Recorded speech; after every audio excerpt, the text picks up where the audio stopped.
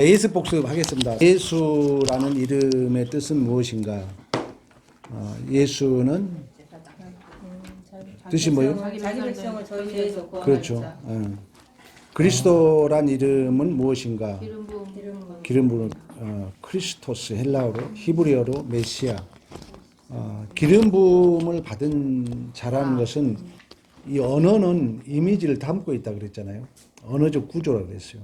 거기에는 왕, 선지자, 제사장 이런 뜻을 품고 있다는 거죠. 주라는 이름의 뜻은 무엇인가? 큐리오스, 주인, 주권자, 통치자, 교회의 머리. 그러니까 우리가 주님이 부른다는 것은 그분이 주인이라는 거죠. 우리의 통치자라는 것이죠. 주종관계 알잖아요. 예수님은 어디서 오신 분입니까? 예수님을 누구의 몸에서 누가 잉태케 하셨는가? 하나님께서. 그렇죠. 성령을 통해서 사람의 몸을 입으시고 오신 하나님을 누구라 부르신가? 예수 그리스도. 이건 얘기했죠. 왜 사람의 몸으로 오셔야 되는가에 대해서는 그 행위 언약의 성취로 오셨다는 거죠. 행위 언약은 하나님과 인간과의 약속이었고 선악을 따먹는 정령 죽으리라 말씀이고 그 속죄 사역을 위해서 예수님은 흠없는 자로 또 사람으로 오셔야 되기 때문에 그렇게 오셨다. 예수님은 누구의 아들입니까? 하나님의 아들이라는 내용 속에는 그분이 누구다? 하나님이라는 거죠. 예수님은 믿는 사람에게 무엇인가? 구주가 되신다는 거죠.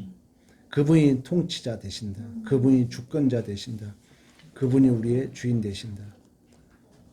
예수님을 믿는 사람을 예수님은 믿는 사람을 무엇으로부터 구원하셨는가? 죄로부터. 그러니까 죄로부터 구원했는데 죄와 사망의 권세죠. 이 죄는 힘을 가지고 있다는 거예요.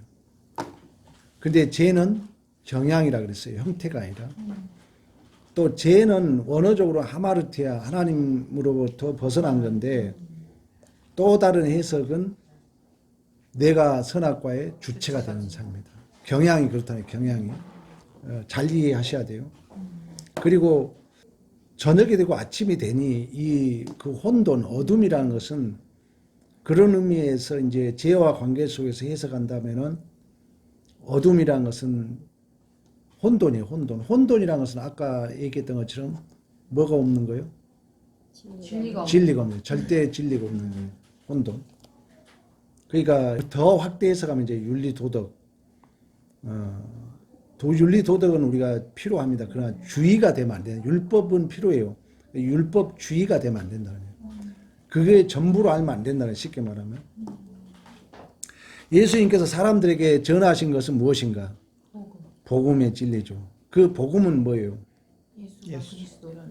예수께서 성경대로 3일 만에 죽으시고 예수께서 성경대로 부활하시고 예수께서 우리 죄를 위하여 성경에 죽으시고 3일 만에 부활하시고 그리고 이제 누가복음 24장 45절에서 49절은 뭘 하냐면은 예수께서 죽으시고 부활하시고 그 이름을 힘입어 제사함 받고 회개하는 일 복음이죠. 이 일이 예루살렘으로부터 온 백성이 이르기까지 기록되었다. 이 일에 너희들이 증인이다. 예수님은 어디서 어떻게 죽으셨습니까? 십자가에 못 박혀 속죄의 죽음을 하셨죠. 십자가라는 것은 당시 로마 시대의 저주를 상징하고 있죠. 예수님은 누구의 죄 때문에 죽으셨는가? 그러니까 예수님 입장에서는 나무 죄 때문에 본인의 죄 때문에 죽은 게 아니라 그러니까 역설은 우리 죄 때문에 자 우리 죄 때문에 죽으셨기 때문에 이 죄를 하나님이 허용해요. 허용해서 누구 죄를 보게 한다 했어요? 내 죄를 보게 한다. 그래서 우리가 우리의 삶이 그런 의미에서 미래를 향해서 간다는 얘기는 내가 성장하고 성숙한다는 의미라는 거죠. 내가 성장하지 않는데 미래로 간단 말 아니잖아요. 근데 그 하나님의 계획은 이미 과거에 있었기 때문에 또 다른 역사는 내 삶이 또 어디로 가는 것 같다? 과거를 향해서 가는 것 같다는 거예요. 그러면 내가 살아오면서 내가 잘못된 죄와 허물이 보일까 안 보일까? 다 보이죠 이제. 보이면서 펠렉스 쿨파라는 어거스틴이 얘기를 한 거예요. 그래서 이제 결국 내 죄 때문에 우리 주님이 죽으셨다는 그 은혜가 내 안에 항복된다 또는 격발된다 그러는 거예요. 예수님은 죽은 지 며칠 만에 부활하셨습니다. 3일 만에. 예수님의 부활에 대한 예언은 구약 성경 어디에 있습니까? 이사야서나 시편이나 다니엘서. 예수님은 이래 중에 어느 날 부활하셨습니까? 하루 이래가 며칠이죠? 7일인가? 7일인데 어느 날 부활했죠? 8째 날이라 그랬어요. 우리 지난주 이 안식일 가지고 논쟁 많았잖아요. 안식 후 첫날이라는 거죠. 그러니까 이거 이제 안식일 교회하고 논쟁이 많은 것처럼 저녁이 되고 아침이 되니란 그 구속사를 품고 있다는 거예요. 저녁이 되고 아침이 되니. 그러니까 그 말은 뭐예요? 물리적으로기보다도 우리의 구원을 얘기하고 있다는 거예요. 그건 결국 이제 그 7째 날이 상징하는 의미는 우리의 구원을 완성을 얘기하고 있다는 거예요. 그래서 7째 날에는 저녁이 되고 아침이 되니 후렴구가 없잖아요. 근데 그러면 이 안식일에 대한 우리 지난주 공부했던 것처럼 이제 출애굽기 20장에 보면은 창조의 완성을 기념해서 안식해라. 신명기 5장에는 구원의 완성을 기념해서 안식해라. 그러면 구약적인 성경으로 보면은 일요일, 월, 화, 수, 목, 금, 토, 토요일 7째 날이 안식이 맞다는 거예요. 그러나 이제 이 구원이 예수의 오심으로 완성됐잖아요. 그럼 완성은 언제 완성했어요? 날짜로 말하면 8째 날, 안식 후 첫날이라는 거예요. 그러니까 우리가 안식 후 첫날 일요일 날 그 주님 안에 안식을 누리는 건 너무나 당연하다는 거죠. 그 하나님 아버지께서 모든 전권, 하늘과 땅과 그 영계와 그 어떤 영적인 세계 모든 것들을 예수 그리스도께 이제 그 권한을 주신 거예요. 그러니까 예수님이 온 그 우주 만물의 통치자로 권한을 주셨고 예수님을 통해서 나로 말미암지 않고는 아버지께로 올 자가 없느니라 그 말씀 속에 해답이 있는 것 같아요. 그러니까는 안식일 토요일을 지켜왔지만 이제는 그게 이제 예수님의 부활 그 승천하신 사건을 통해서 그게 완성된 그러니까 좀 전에 목사님 말씀하신 대로 완성은 그렇게 주일날 우리가 지금 지키고 있는 주일 개념으로 이렇게 해야 맞다 이렇게 성경을 해석할 수 있지 않은가 이렇게 그러니까 항상 권위를 성경에 두라 그랬잖아요. 그러니까 안식을 얘기하면서 출애굽기 20장에 보면은 창조의 완성을 기념해서 안식하라 했고 신명기 5장에는 너희들 이집트에서 구원하는 것을 기념해서 안식하라 했다는 거예요. 그러니까 여전히 신구약 성경에 통견적으로 본다면 안식은 창조의 완성과 구원의 완성을 품고 있다는 거예요. 그래서 샤바트라는 그 안식이라는 것은 그런 의미에서 종말을 품고 있다 그러는 거예요. 종말이라는 것은 마지막 우리 입장에 구원의 완성이고 불신자들에 의하면 심판의 완성이잖아요. 그게 카이로스 시간 속에서는 예수의 십자가의 죽으심과 부활을 통하여 완성됐잖아요. 그렇기 때문에 우리가 이제 그 주님 안에 참다운 창조의 완성과 구원의 완성을 누린다면은 안식 후 첫날, 8째 날이 너무 맞다. 이렇게 얘기할 수 있는 것입니다. 16번. 예수님은 누구의 권능으로 부활하셨어요? 네, 성삼위 하나님의 권능으로, 삼위일체 하나님 권능으로. 예수님은 부활 후에 대략 몇 번이나 나타나셨습니까? 10번 나타났죠. 부활하신 예수님의 몸은 무엇을 초월한 몸입니까? 시간과 어. 공간. 시간과 공간, 시간과 장소, 시간과 공간. 그래서 하나님의 계획은 그런 의미에서 하나라는 거예요. 하나님의 시간은. 그러니까 우리가 뭐 미래로 간다, 과거로 간다 말은 하나님 입장에서 맞는 게 틀린 거예요. 틀린 거예요. 사실. 그래 이제 우리 입장에서 그래서 우리 입장에서 시간을 줬다는 거예요. 그렇다면 이 시간은 복 있는 기회다 얘기를 하는 것입니다. 예수님 부활하신 후에 40일 계시다가 어떻게 되셨는가? 감람산에서 부활 승천하셨어요. 예수께서 승천하실 때 본 사람이 있어요, 없어요? 있어요. 많은 제자들에게. 그러니까 이 시간과 이 관계 속에서 이제 예수를 못 봐서 못 믿겠다는 자가 누구예요? 도마죠, 도마. 도마 이제 제자들 모였을 때 우리 예수님이 찾아오죠. 그래서 못 자고 창자와 만져보게 하고 믿음 없는 자가 되지 말고 믿음 있는 자가 되라. 보지 않고 믿는 자가 더 복되도다. 그러니까 여기서 우리가 한번 생각해 볼 수 있는 게 부활의 모습을 보여준다는 거죠. 부활의 모습을 보여준 게 역설로 말하면 뭘 보여준 거예요? 저기 부활했잖아요. 네. 그럼 내가 뭘 보여줘야 돼요? 제가요? 부활했어요, 안 했어요? 부활했죠. 영적으로 우리가 예수와 다시 거듭났잖아요. 쉽게 말하면. 네. 예수님 보여줘야죠. 예수님 보여줘. 예수의 향기. 도마 입장에서 해석한다면 좀 적극적으로 의미한다면 도마 예수님이 부활한 예수님을 보고 싶어 할 때 예수님이 뭘 보여줬어요? 작고 영과 육체가 함께. 그러니까 뭐 이건 정답이 될지도 모르겠죠. 내가 이제 입장에서 한다면 내가 죽은 모습 보여줘야죠.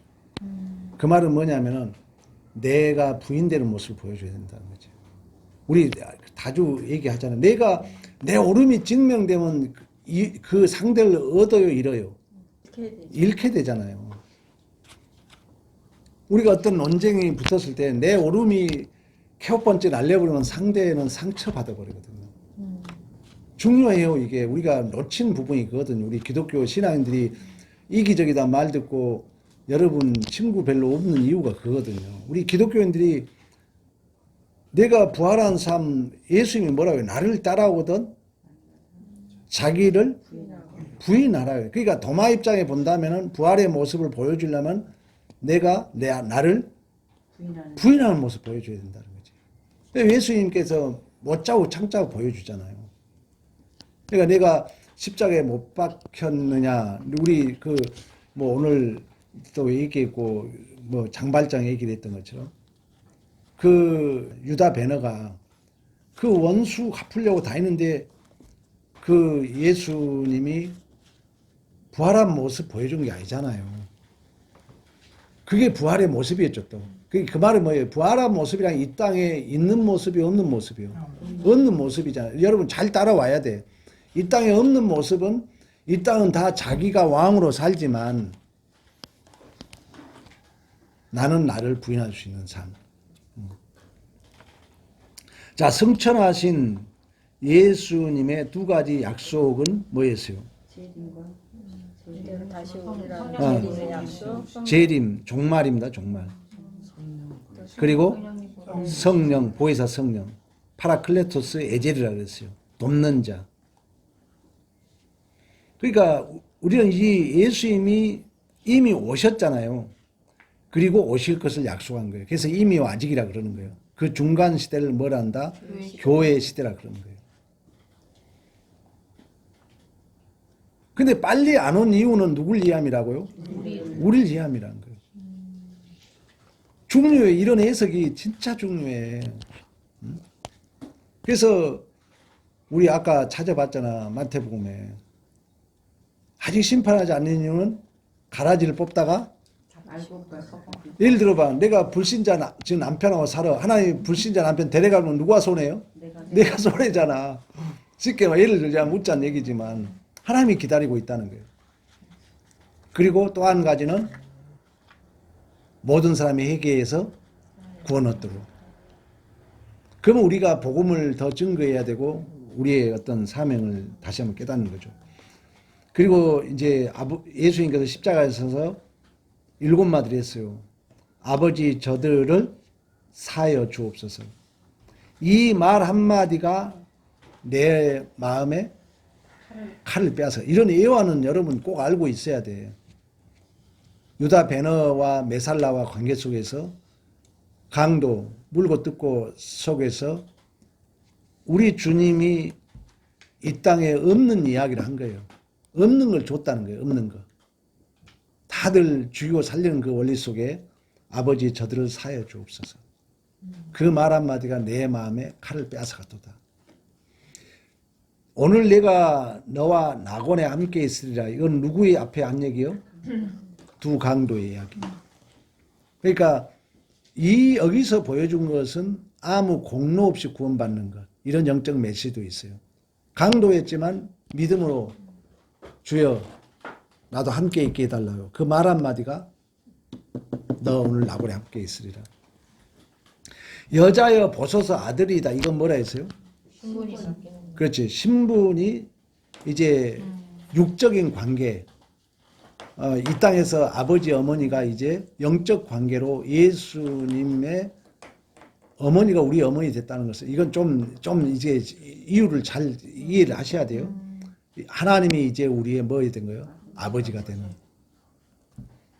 엘리리 라박 사악단이 나야는 어째 나를 버리시나니까. 그러니까 우리가 이 땅에 그 버림의 고통, 그러니까 이 땅의 부인, 이 땅의 물러남, 이게 인문학 철학에서는 진리라고 그래요. 이 땅의 체계를 우리는 버릴 수 있어야 돼요. 야곱과 뭐 에서의 삶도 얘기했지만, 그러니까 이런 내용들이 이제 공부를 한 입장에서 본다면은 다 이런 영적 메시지가 있다는 거죠.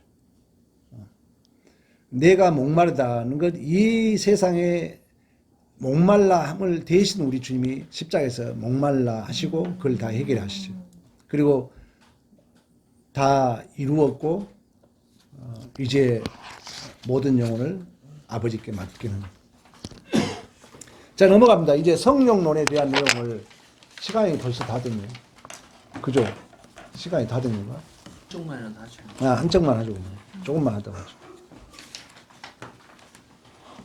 자, 성령론. 우리 지난주께 이게 마이크 이게 핀이 빠져버려가지고 녹음이 안 돼가지고 지금 다시 하는 거죠. 성령은 누구신가?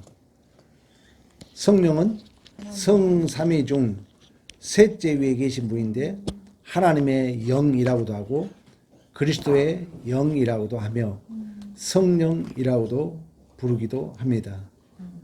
근데 성령은 이미 영원 전부터 삼위일체 영원한 삼위로 존재했다는 거죠. 존재했어요. 우리 지난주 그런 얘기 했잖아요. 그러면 오순절 성령 강림을 어떻게 이해할 것인가 그런 얘기 했잖아요.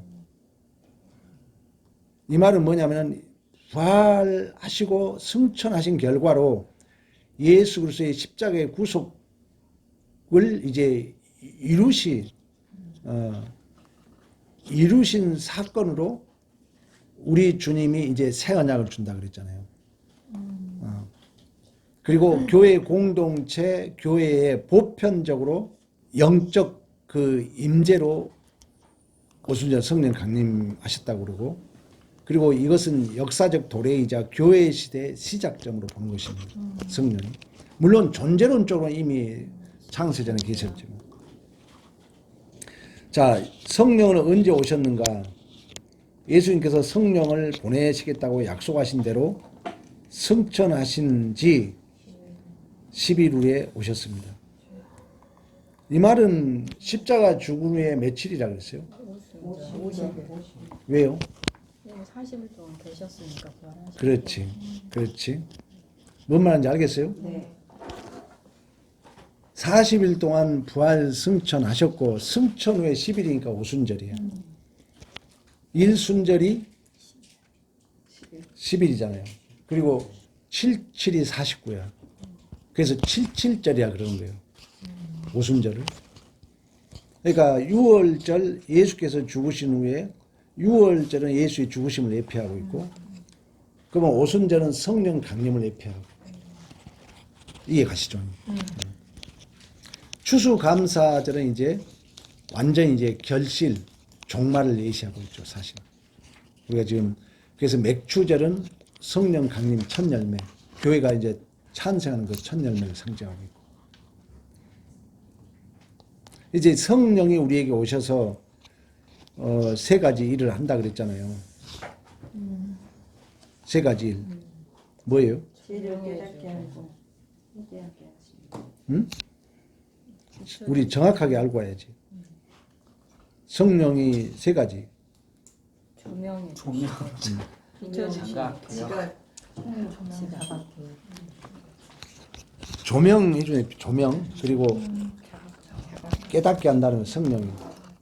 왜 그러냐면 성령이 생각나게 한다 그러잖아요. 근데 이 모든 엄밀히 말하면 이 성령은 뭘 통해서 조명해 주겠어요? 말씀 또는 예수 그리스도를 통해서. 예수가 빛이잖아요. 왜 성령을 보내주면서 우리 주님이 성령이 분명히 나에 대해 생각나게 하고 기억나게 하고 가르쳐 주라 말이에요. 그러니까 자각을 나를 본다는 것은 뭘 만났다 그랬어요? 그렇지. 절대 진리를 만난 거예요. 그러니까 우리가 이제 그 소크라테스 얘기를 자주 얘기한 것처럼 소크라테스가 너 자신을 알라 그랬다는 거죠. 그러면 그때 당시 철학 속에는 뭐가 없다는 거예요? 진리가 없다는 거예요. 그럼 진리가 없는 상태에서는 내가 안다는 게 답이다, 모른다는 게 답이다, 모른다는 게 답이라는 거예요. 이런 얘기를 여러분들이 해주면 좀 고급스럽잖아요. 그래서 내가 반복해서 얘기하는 거예요. 그러니까 내가 자각된다는 것은 적극적으로 말하면 내가 누구를 만난 거예요? 예수를 그렇죠. 하나님을 만난 거죠. 하나님을 성령이 조명해 준 거죠. 그래서 나를 보게 하는 거예요. 내가 자각한다는 것은. 나를 봐야 개혁이라는 거 뭐예요? 돌아온다는 거예요. 그러니까 나를 안 본 사람은 내 병이 안 고쳐진다 그랬잖아요. 그러니까 안 고쳐진 사람은 여전히 누구 중심으로 가겠어요? 내 중심으로 갈 수밖에 없어요. 내 중심. 그러나 이제 나를 본 자는 그래서 이 빛이란 얘기가 빛이라는 것은 어떤 뜻을 가지고 있다 했나요? 폭로란 뜻을 가지고 있다고 했어요. 성령이 오시면은 성령을 반드시 우리에게 이러한 조명과 자각, 리폼들 계획을 한다. 그래서 이제 시간에 대한 얘기도 내가 그런 의미에서 해준 거잖아요. 하나님은 시간과 공간에 제약을 받지 않는다는 하나님의 시간은 하나라는 거예요. 그러니까 우리 시간도 엄밀히 말하면 우리가 시계를 보면 가는 것 같지만 솔직히 물리적으로 보면 시간이 움직입니까? 안 움직이잖아요.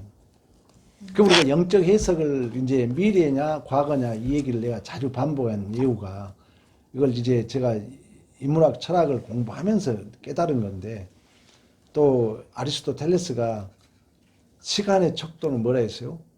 성장이라고 얘기했던 것처럼 우리 시간이 하나로 이렇게 멈춰 있는데 무슨 우리가 미래를 향해서 가냐고요. 뭐 솔직히 미래를 향해서 간다는 것은 내가 성장하고 있다는 거예요. 하나님의 계획이 내 안에 구체화되고 있다는 거예요. 근데 또 다른 역설은 그 미래에는 미래에 있었던 것이 아니라 언제 있었다고요? 과거에 있었다는 거예요. 그래서 또 다른 역설은 내가 과거를 향해서 간다는 거예요. 그래서 중첩된다는 얘기를 하는 거예요. 오버랩된다는 얘기를 하는 거예요. 이제 중첩되면서 누구를 본다고요? 나를 본다는 거예요. 내가 안 보이는데 누가 돌아옵니까? 안 돌아오죠. 내가 안 보이면. 그래서 융이란 심리학자가 그런 의미에서 내가 가지고 있는 비판, 그런 부정적이든 긍정적이든 페르소나 그림자가 있는데 이것이 너라는 거예요. 너가 만든 너 존재인데 그런 그 선악과의 구조에서 엑소더스 탈출되려면 누구를 만나야 된다? 나를 만나야 된다. 셀프를 만나라. 근데 나를 만났다는 것은 또 다른 역설은 누구를 만났다? 하나님을 만났다. 하나님을 만났다 그런 거예요. 그러니까 하나님을 안 만난 자는 절대 나를 못 봅니다. 나를 못 본 자는 절대 내가 잘못했다 할까 안 할까 안 해요. 근데 하나님을 만나면은 하나님이 크신 분이기 때문에 우리는 거기에 낮아질 수밖에 없어요. 예수를 이렇게 잘 만나고 설교 공부를 하면은 진실을 진리 안에 나를 만날 수 있는. 그러니까 그것도 그렇고 77절 초막절, 그다음에 성령 강림절, 오순절, 그다음에 맥추절, 추수감사절 이게 다 다를 수가 있잖아요. 같은 것도 있지만 그거를 좀 해주세요. 내가 다 다르다고 설명했는데. 자, 다르다고 설명을 하겠습니다. 6월절은 예수 그리스도의 십자가의 죽으심을 예비하잖아요. 6월절 제정이 언제 있었죠? 출애굽의 여정이 있었잖아. 6월절은 이제 그 바로 왕이 출애굽을 안 시켜주니까 10가지 마지막 재앙이 초태생 장자를 죽이는 거예요. 그래서 여러분이 참 신비인데 그래서 성경에 두 아들들이 다 등장하잖아. 성경에 야곱과 에서, 이스마엘과 이삭. 근데 다 누가 죽어요? 첫째가 죽고 오실자의 모형으로서 아담이 죽고 둘째 예수가 살아나는 거예요. 그러니까 성경을 이렇게 해석하다 보면 너무 재밌는 일이 많아요. 그래서 장자가 죽은 거예요. 근데 장자를 죽여야 되는데 구분을 해야 되잖아. 누가 이집트인이고 누가 이스라엘인가 구분해야 돼. 그게 6월절 제정이야. 양의 피를 문설주와 문지방에 발라라. 이게 6월절이야. 그러면 이게 다시 한번 더 해석해 준 게 정탐꾼에서 나오잖아. 기생나합이 숨겨주고 얘기했어요. 기생나합이 누구 편을 들었다 그랬어요? 하나님 편. 거짓말 했잖아요. 하나님 편 역적인데 하나님 편이 진리라고 했어요.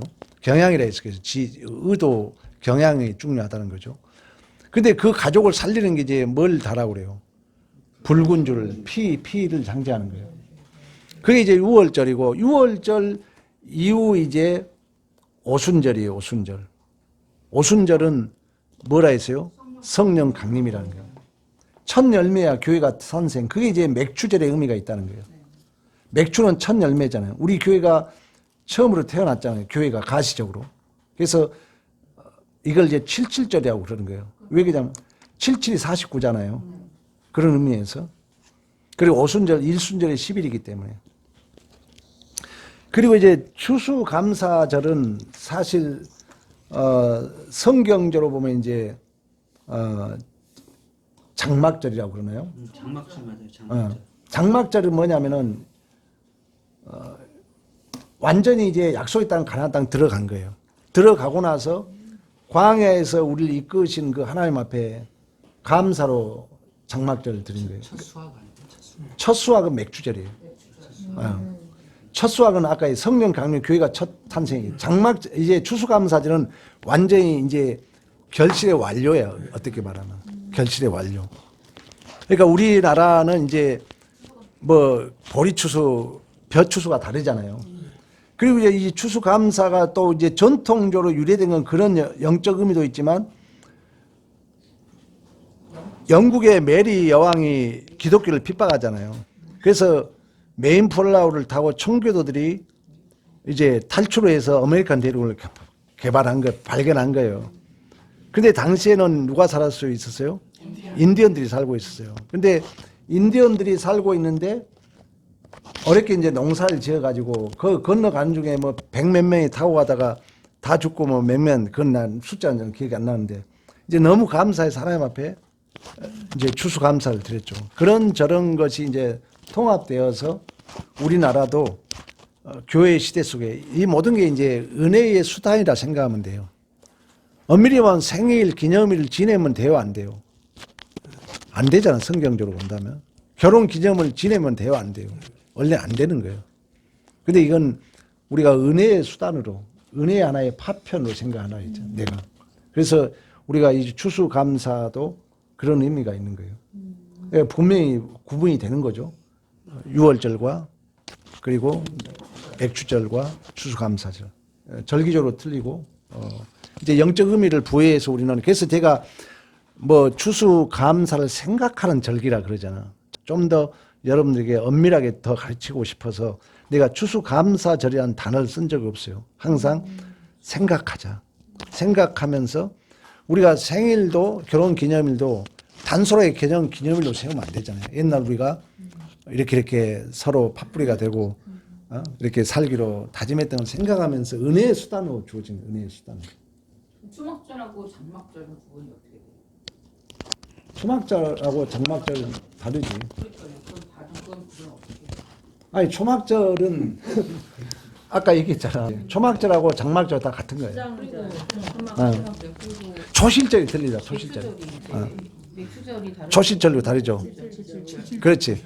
그러니까 초막절하고 장막절하고 다 같은 의미야. 추수감사절. 이제 약속의 땅 가나안 땅 들어와서 옛날 우리가 그 천막 시절에 하나님이 보호해 줬다는 그런 기념에서 이제 그 초막을 짓고 지내는 거예요. 오케이. 됐죠? 박수. 우리 오늘 마무리해야 될 것 같아요. 시간이 너무 가고. 최대한 빨리 끝내겠습니다. 30분 안에 끝내겠습니다.